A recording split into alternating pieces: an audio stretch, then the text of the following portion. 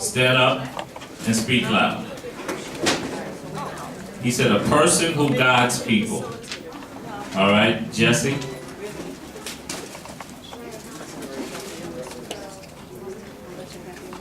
Did everybody hear him? Everybody who heard him now, raise your hand. What did he say? Okay. What is a leader? A person who teaches. We heard guide. What else? One more. Abelard.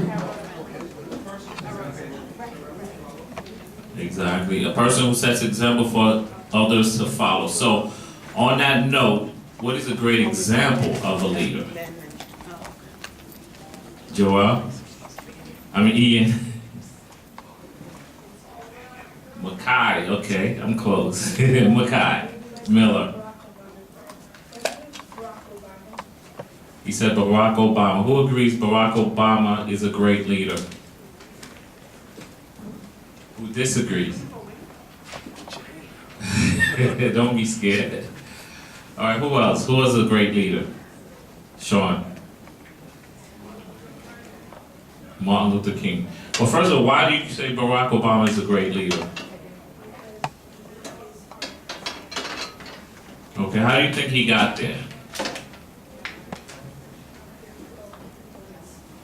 Stand up for me.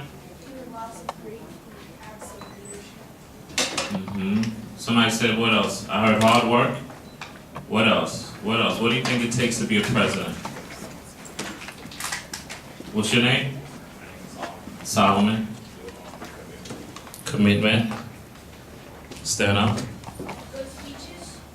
Good speeches. So you have to be a great speaker or orator, right? One more. Another example. He said Martin Luther King.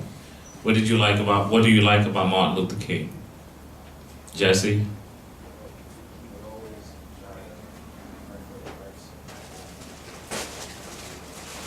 He said he fought for the rights of black people and never gave up. What's your name, young man? Tyler. Go ahead. He was a civil rights leader. Anybody else? Okay, one more example of a great leader. You only know about two, Barack Obama and Martin Luther King. One more. What's your name, young man? Jay? Jay's up. All right, stand up. Harriet Tubman, okay. One more. Rosa Parks. Another one. Thurgood Marshall. Thurgood Marshall, great. What did Thurgood Marshall do? Who is he? He was an African lawyer and the first one to serve on the Supreme Court. Excellent. Malcolm X, okay. One more? I have a question. Okay, Rashid.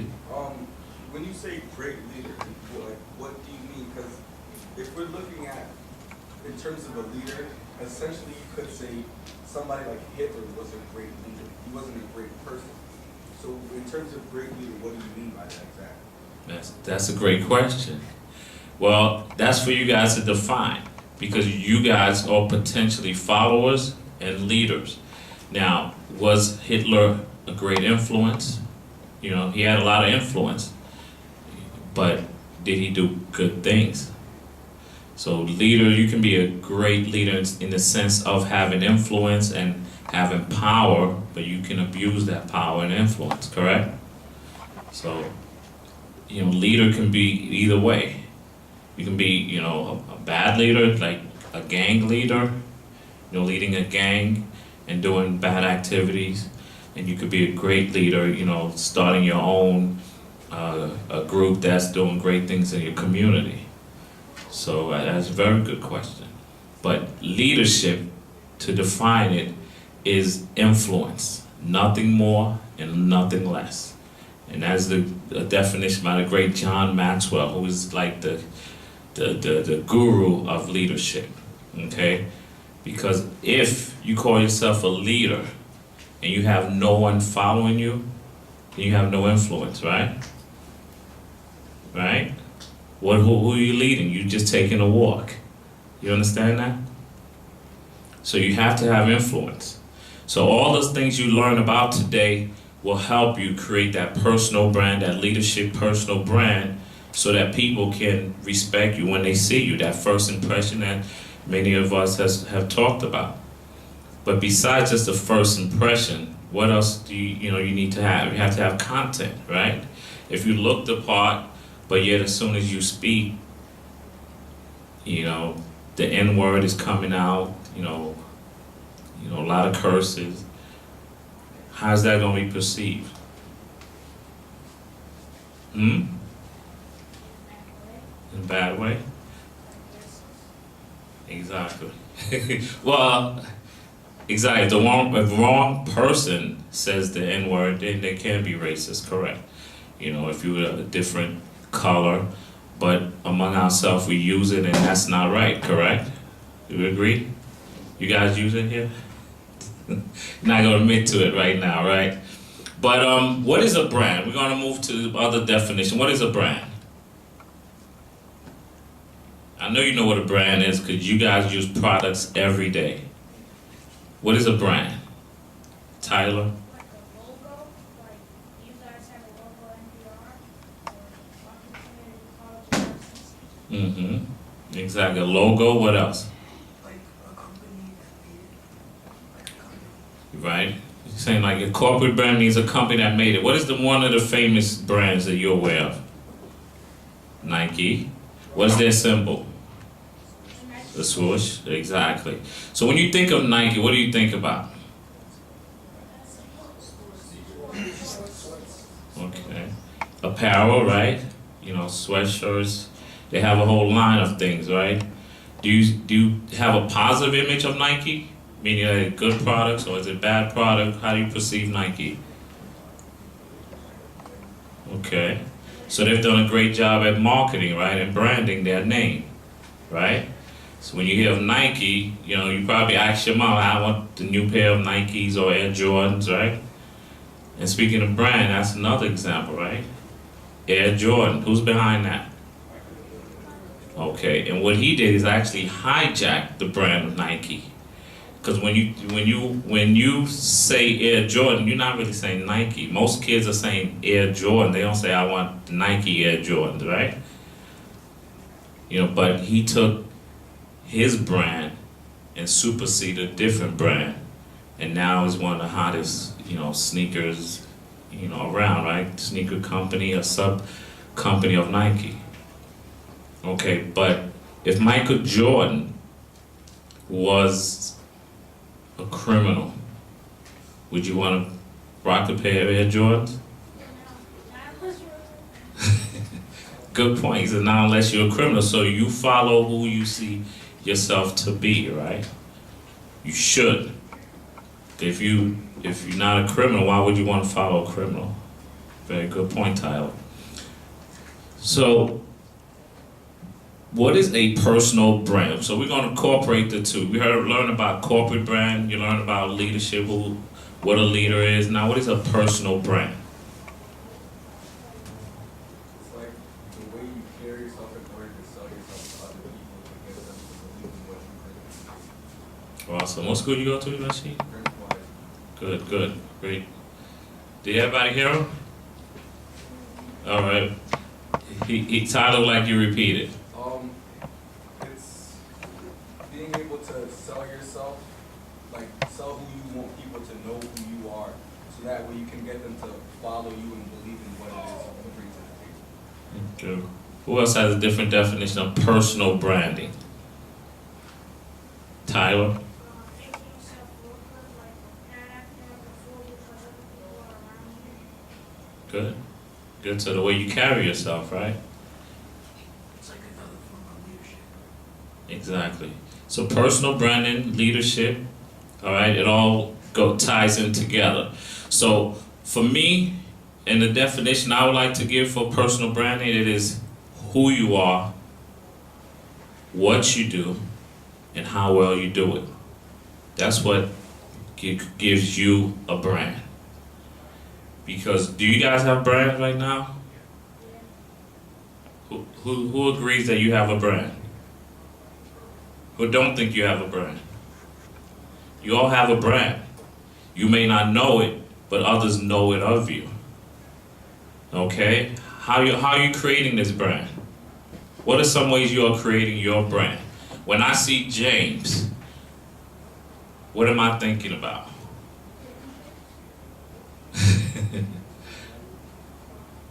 Personality, right? That's one way to create a brand. What else, Tyler?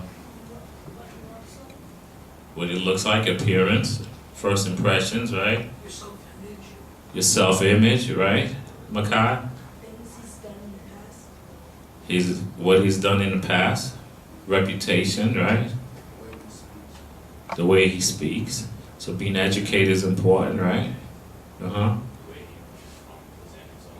The way he presents himself. Define that a little bit more. Just in clothing or in general? So basically the whole package. Okay. Any more? I mean, all you guys are right. When somebody sees you, they all form an opinion within the first 30 seconds. You know, they say, oh, he's shy. You know, he's not looking at me, in the eye. He's has a mean look, right? He's happy. He's smiling. And when Brother Wax, I mentioned, they looking at your shoes. They're looking at your tie, your wrist. Seeing how well you put together. They forming an opinion, and then you get to speak, and they waiting to see what comes out, right? Your teachers are forming an opinion of you, right? So you are creating a brand with your teachers, right? Now, when you guys get to be seniors, you're going to be asking teachers for recommendation, right? So they already form opinion when you're in their class, when they see you in the hallway, they see the activities that you're doing, the clubs you participate in. That is your brand. You don't have to be in business to be creating a brand. That's what we want to talk about, because it kind of goes hand in hand with leadership. If you have a great brand, personal brand, you have a better chance of being a leader. Do you agree with that? So, I like to ask you, are leaders born or created?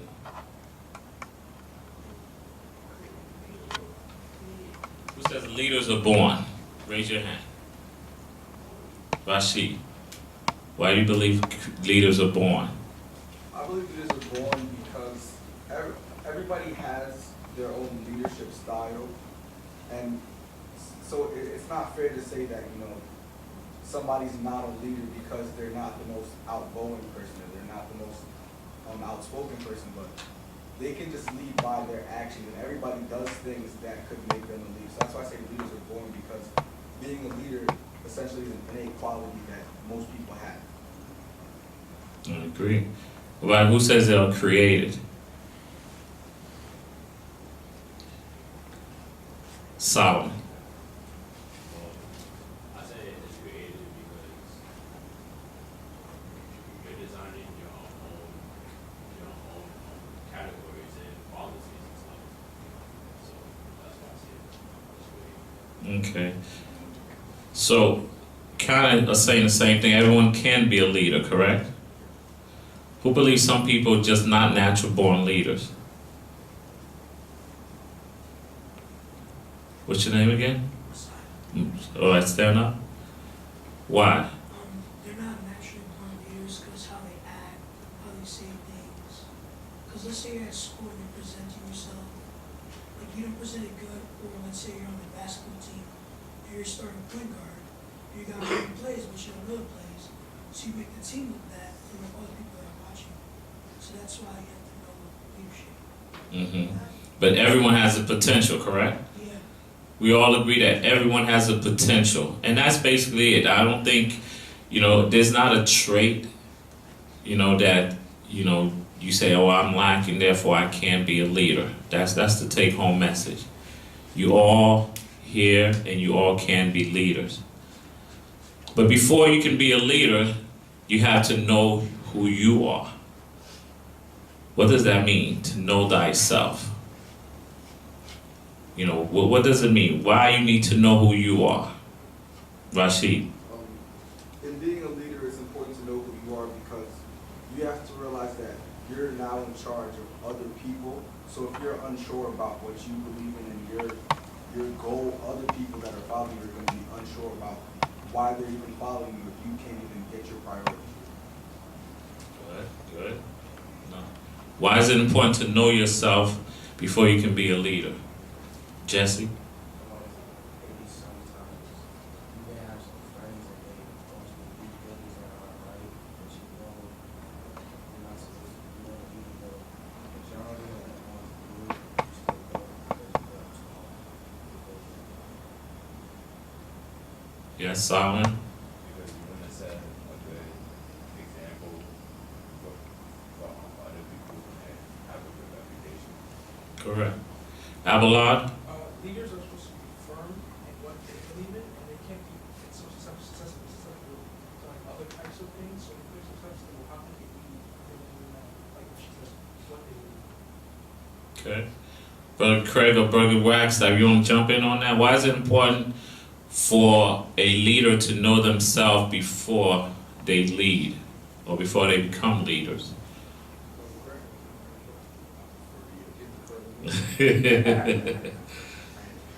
Well, the young man kind of touched upon it. It's very difficult to point people in the direction when you don't know where you're going yourself. And leadership is all about, depending on whether you're in an organization, whether you're in school, is having an understanding of the talents and capabilities that you have personally, how you can apply them to the task. So how can you help someone else figure out how they can tap into their inner qualities to bring the group collectively forward if you haven't done it for yourself? Correct. So you have to take inventory of yourself. You have to know what are your strengths, what are your weaknesses, what are you good at, what you're not so good at, what you need to work on and improve. So therefore you can know what kind of leader that you want to be. If you're a shy person, can you go into a field where there's sales? You kind of have to know your personality style. So you have to know yourself. What are you good at naturally, and the ones you not good at naturally, then you can work on it. But and once you take that inventory and that stock into who you are, then you can apply yourself accordingly. So this quote, "Know thyself," was coined by Socrates, which who is called the founder of Western philosophy. He's a great philosopher. And they had a great gathering, in Delphi, which is in Greek. And, that was them, the cornerstone. And that's what they felt was one of the most important things, for a leader. You have to know yourself. You have to take inventory of who you are, what you're about. Abelard said you have to set standards, what you won't compromise. Who know what compromise is? Abelard. Instead of something less. Right. So, if your friends are trying to lead you to do other things like drugs and other bad behavior, you have to have the standard. That's not me, correct? Right? You have to take that stance. I don't do that, But if you're not sure what you're about, then you're likely to be tempted and try different things, correct? So that's why it's important to know who you are, what your family have put in you, the standards in your family, and if you have, I'm sure that doesn't apply to you guys, but if you have bad images, in your family, then you seek, groups and organizations that can, influence you for the positive. So that's why it's important to take stock. Hey, look, 10 commitments of a leader. You tell me if you agree. You have to be positive about yourself. You agree with that? Be positive about others. You agree? Be patient and tolerant with yourself and others. Be dependable and reliable. That's important, right? So people are counting on you, they're relying on you. So if you're gonna be, if you have a meeting that's starting at 1 o'clock, you need to be there on time, because it's not good for people to come to your meeting and the leader doesn't show up, right? Or leader's late, or leader's inconsistent. Rashid? For the first two, be positive about yourself and be positive about others. Where would you put like being critical about yourself and critical about others? Because sometimes somebody's criticism can be perceived as negative without it trying to be negative? So where would you put that in the scale of being positive? Well, I think you have to take criticism and weigh it out. You know, and once again, that's when we go back to knowing yourself. If your parents or your friends are telling you something that you've heard before, and in life we call that listen to the echoes of life. So if we're talking about first impression, Brother Wagstaff talking about first impression, Brother and Dr. Walker talking about first impressions, you know, it's saying that there's some truth to this. So if Abelard is saying, you know, is giving you some point, it's like, hey, you know, you really need to be on time more. You know, if Sean is telling you the same thing, James and Mark is telling you the same, you're like, I'm hearing this over and over again. So you take that criticism, it's like, maybe this does apply to me. You know, then sometimes it's just a hater, you know, somebody who just don't like you for whatever reason, and they just hating on you and saying negative things. So you have to balance that. You say, well, that's not the feedback I normally get, so you have to see if there's any truth to that criticism, you know. But whatever the criticism is, you have to take, you know, inventory and see if it applies to me. If it doesn't, then throw it out. But sometimes that motivates you. You know, your haters sometimes motivate you, you know, to do great things. You know, so you kind of turn it around for something positive. Did you want to add on that? I agree with what you said, 98%, but I think that another layer to that is also look at the people that you keep around you. And you may have 5 people that never comment on something, and that one person is not being a hater, but that one person is the only one that's strong enough to be honest with you.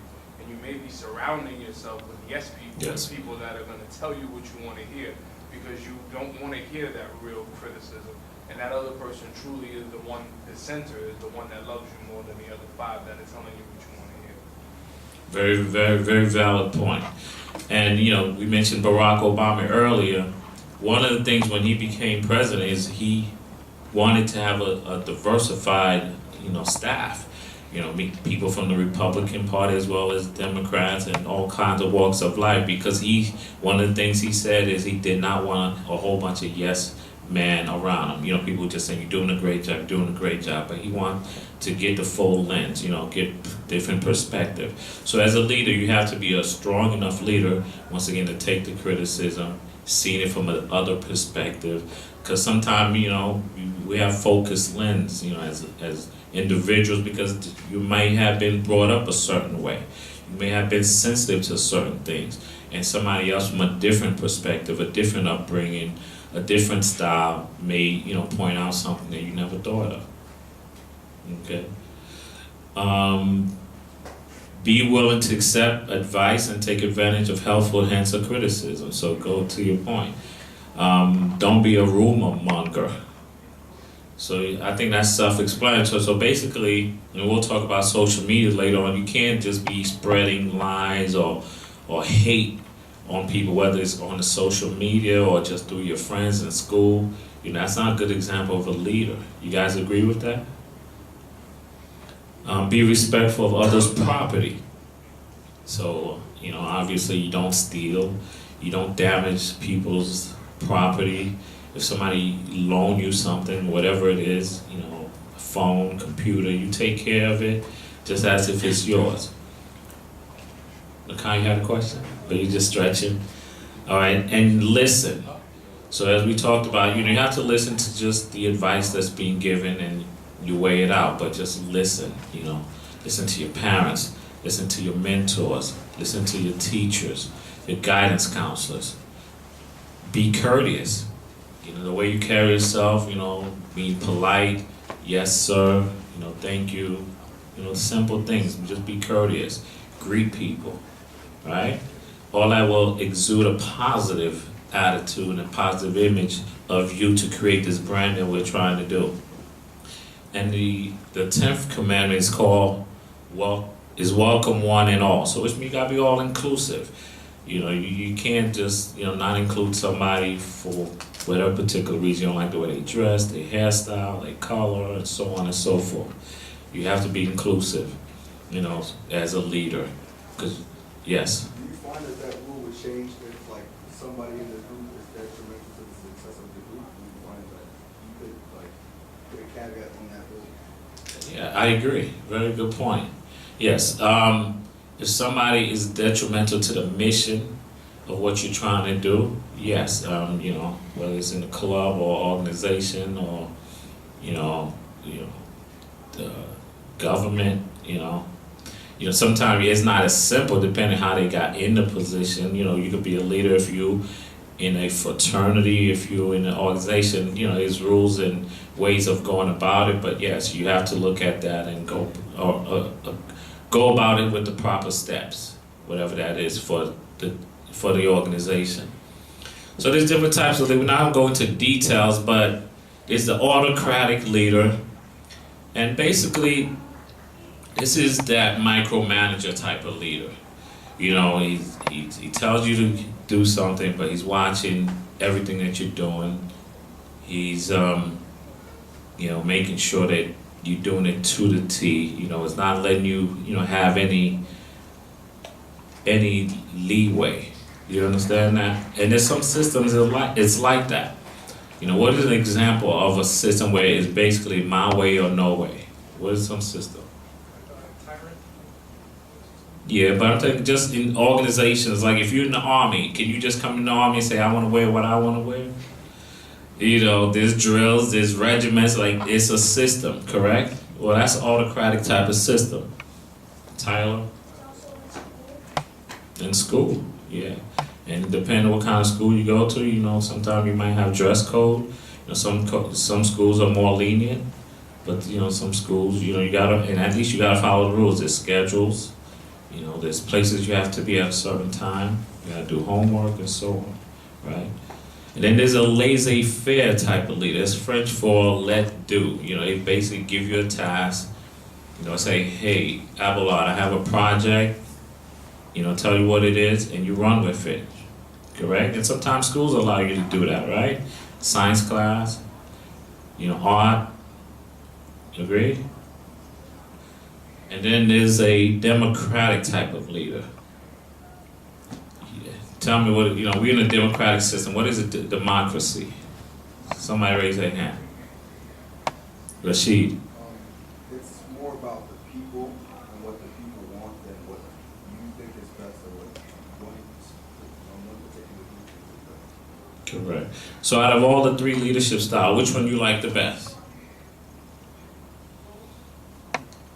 A set regimen, a system that lets you kind of give you more freedom and more leeway. They give you a task and say, do it, best way you know how, or a democratic system, which basically says, hey, we all have a say-so in it. So the leader kind of just listens to the contingencies, his constituents. Excuse me. Which one is better? Well, I have a question. First, if you want to have some freedoms and then have some strict policies, which one would you choose? You want both? Yeah. Well, like anything else, it's not clear cut one way or the other. Most systems have some type of mixture, but it's just a general box of, different types. But yes, most systems are a mixture, yeah. And most leaders should be flexible, where you incorporate different styles. You have to know what kind of members you have, what kind of people you have following you, and what are their strengths and their weaknesses. And then you incorporate your leadership style to match that. Which one would you prefer? The laissez-faire? Why would you choose that one? Because they don't tell you what to do, you're supposed to know what to do. Like, if somebody's trying to get you to go on drugs, you say no. Mm-hmm. Some shirts say no, say no to drugs. What are the downfall of a laissez-faire leader? Sean? Not necessarily. He said he can overuse his power. Abelard? Destruction. Yeah, because they're not having true leadership, right? Because he's basically letting them kind of run things and do their own, right? But the strength is if you have very strong followers, this system works. If you have people who's focused, you have people who's driven, They don't need to be micromanaged. They kind of type A personalities. Then you let them do what they do best. You understand? But if you have people that needs clear direction and you're not giving them direction, then this system can fall apart. All right? We agree with that? All right. There's 4 different types of personalities. We're not going to go into all of them, but this is, once again, human beings, we're complicated, we're complex. No one falls into just one box, but just so you're aware of it, you know, in our leadership program, we go into these things more in detail. But what is the analytical personality? That's somebody who analyze everything that they do before they take a step. If they're going to buy a car, they on Google, they on, you know, Auto Trader, they checking it out, they looking at all the prices, they comparing this, you know, there's that thought that person that analyze everything that they do. They're writing a paper, they're writing, 10 drafts, 15 drafts, they're not happy, they constantly, not actually use a different word, and, constantly, analyzing everything that they do. So that's the analytical personality. The amiable personality is kind of almost like the laissez-faire. They can we all get along personality. They're not roughing the feathers. It's like, hey, let's all get along. And that's good, but those people can also be led because if they follow the crowd, sometime, right? So you have, to have a combination, like we said earlier, it can't be one and not flexible. And then you have the driver. These are people that make things happen. They're the leaders. They're, the force behind the machine. You understand that? And lastly is the expressive. The person that's always telling you their opinion. They got to get it out. They got to tell you what they feel. They could be critical. They could be, that person that tells you a piece of their mind. So just looking at this personality style, which one do you guys think you fall into? Just quickly, Tyler, what do you think you are? Expressive, all right. Avalon. Okay, James. All of them. Okay, he's complex. Jesse. Analytical. Sean. Rashid. Analytical and proactive. Okay. Solomon. Okay. Marcus. Complex. All right. So that's about the leadership styles and leadership personalities. Now we're going to go back into the branding. Some of you are middle school, some of you guys are in high school. So this is the time you guys start thinking about your branding if you never thought about it before. Okay? You are a brand. All right? You can create value for yourself. And a brand is basically the value that you carry. It could be good, it could be bad. It could be high, it could be low. What is your value? What is the people's opinion of you? Right? That is your brand. And you all have a brand. And you're never too young to start this brand. So this is what we want you to start thinking about, is your personal brand. So a lot of you guys are on social media. What are some of the social media you guys on? Facebook, Instagram, any others? Snapchat, Twitter. All right, what are you doing on there? What are you posting? Pictures, Is it positive pictures? All right. Well, that's what you gotta start thinking about, because this is your brand you are building, and digital is permanent. The internet is permanent. Even if you delete it, it's still exactly. So you gotta think about that. So I want to tell you about a couple young kids who branded themselves. One name is Farrah Gray. All right. He became a millionaire by the age of 14. And if you can go home and you Google him, all right, and you will see what Farrah Gray is all about.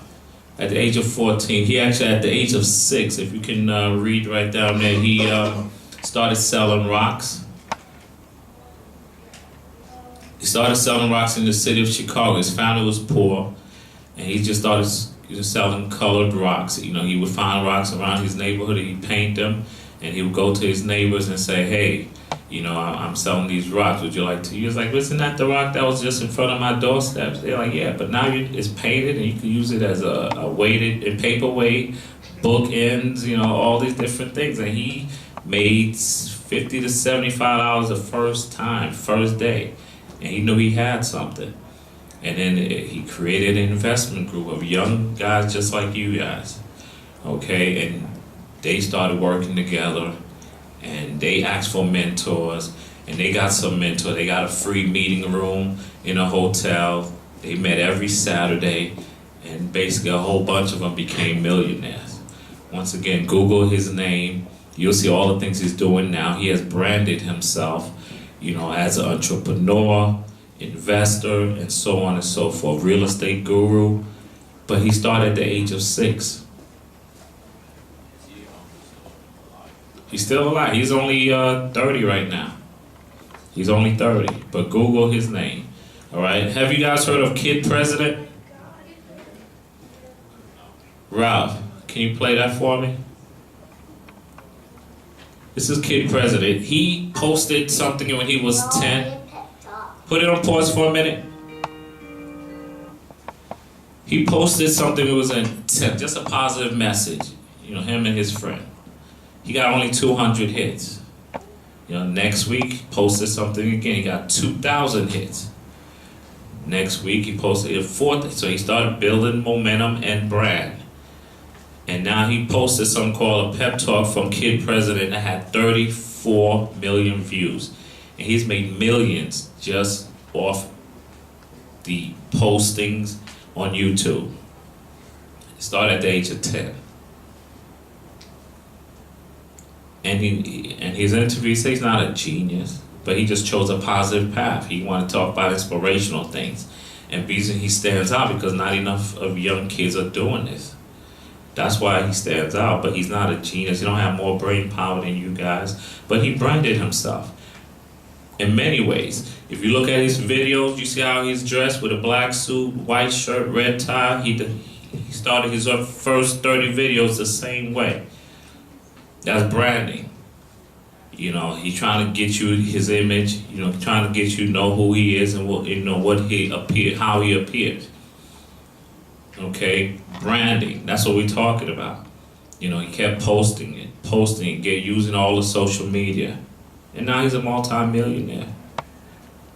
Is that something you guys can do? Or you think that's just a far out story?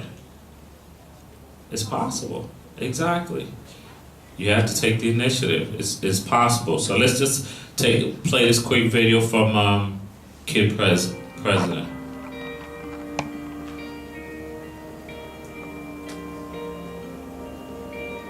The world needs to stop being boring. Yeah, boring is easy. Everybody can be boring, but you're gooder than that. Life is not a game, people. Life isn't a cereal either. Well, it is a cereal. And if life is a game, are we on the same team? I mean, really, right? I'm on your team, be on my team. This is life, people. You got air coming through your nose. You got heartbeat. That means it's time to do something. A poem. 2 roads diverged in the woods, and I took the road less traveled. It hurt, man!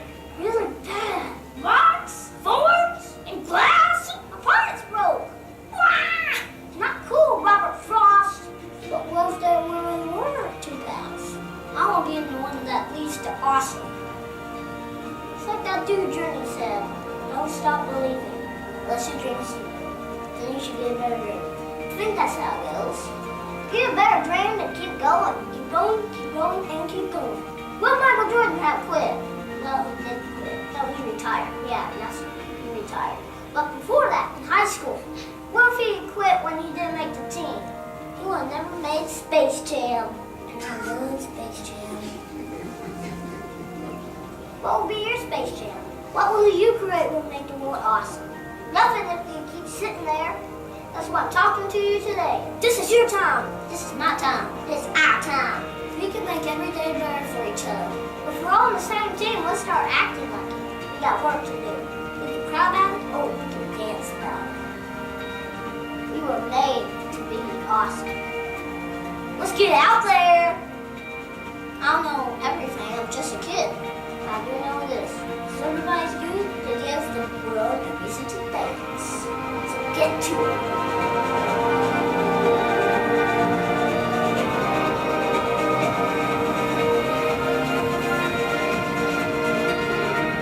You just been pep talked. Create something that will make the world awesome. Play ball. All right, that was what, 2 minutes and 36 seconds. You can stop that. Was that a lot of work? I mean, you know, he had to know what he had to say, but he thought of the content and he posted something positive. 34 million views. So once again, this is about creating your brand. When you're thinking of social media, you guys are living in the age where social media is big. This is how you create your brand. You can create a blog that speak about something relevant.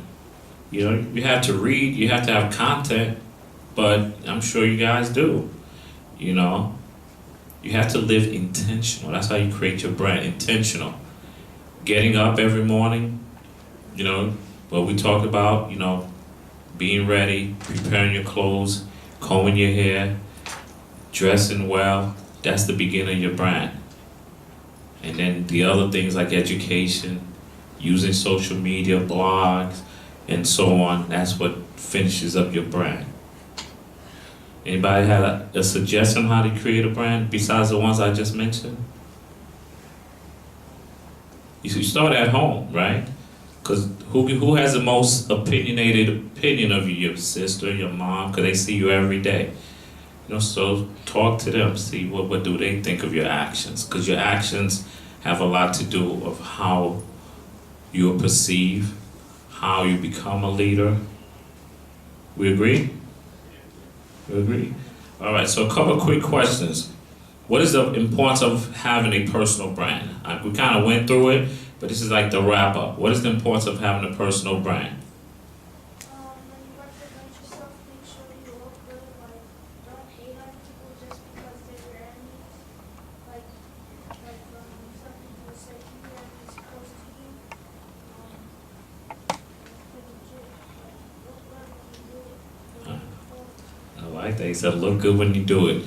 How will it support your leadership skill? Branding. It defines who you are, and if you're going to lead, people need to know who you are and who you follow to know what you're leading. Exactly.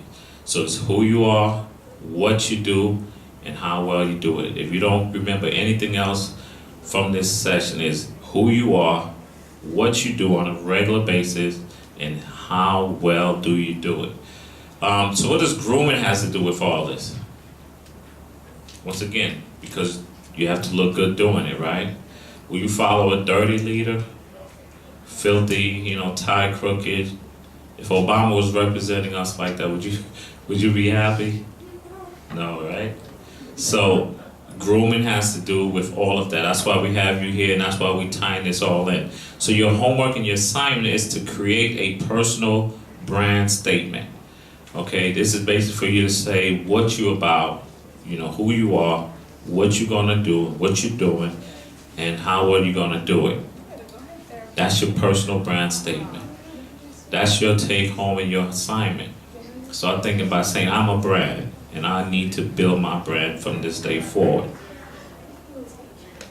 All right, gentlemen, did you enjoy the topic? All right, give yourself a round of applause. Yes, we're wrapping it up. Is everybody else coming in?